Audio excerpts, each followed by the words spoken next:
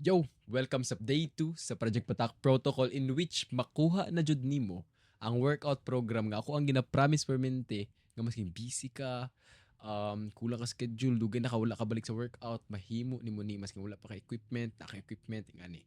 So, gipadali lang nako para sa imuha. Ang himuon nimo karong adlaw is i-save nimo ang workout plan sa imong cellphone, complete this workout, post day to check-in.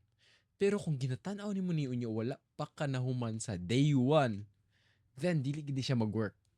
So I promise you kung i-turn lang ang imuhang brain off tapos sunda lang kung unsa ako ang ginapaingon. Naman na? Goods. So ang imong imuon is-save nimo ang workout plan.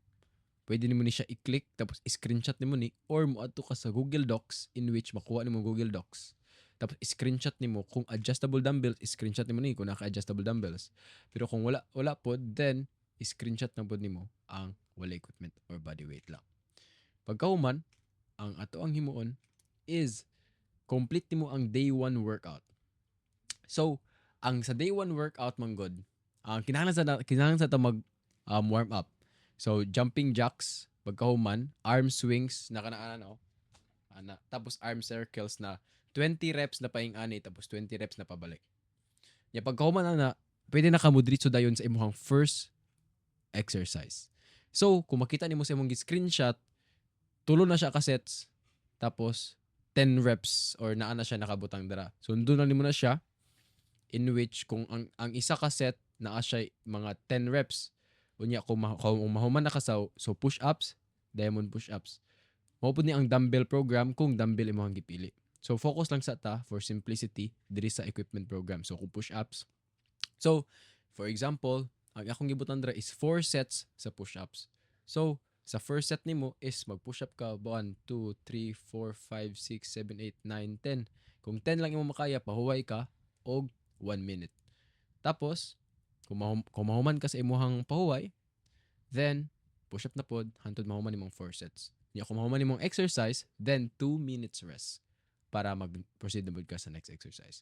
Duha lang ka workout ang kani mga workout program tungod kay 20 minutes lang gi-estimate na ako ni like 10 minutes na siya mahuman nimo or 10 minutes na siya or mas better kung 15 minutes nimo mahuman ni siya all in all.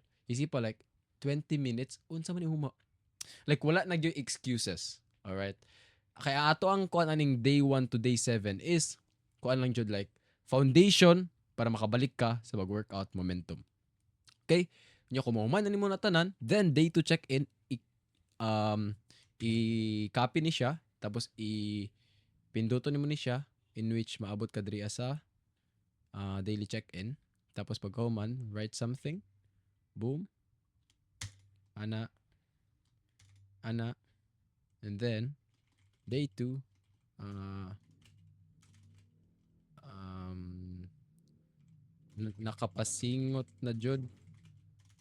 Na-complete ba nimo ang tanan push day workout? Yes, na-complete. Unsa nga exercise ang pinakalisod? Diamond push up. Ana. How do your arms and chest feel? Pamaulan gyud ko ani pero gikulangan pa ko. Ana. Push up.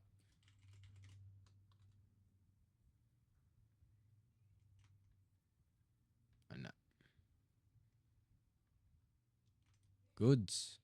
So post mo na siya. Boom. So mga comment na mi og kung na kay pangutana pwede mo i-appeal sa imong post. So ingana lang, nahuman nimo ang day 2 and make sure nga makapahuway ka lami imong tulog para makaproceed ka sa day 3 in which make sure na mag-show up ka sa imong alarm na giset nimo sa day 1. So mora to guys. See you in day 3. Bye-bye.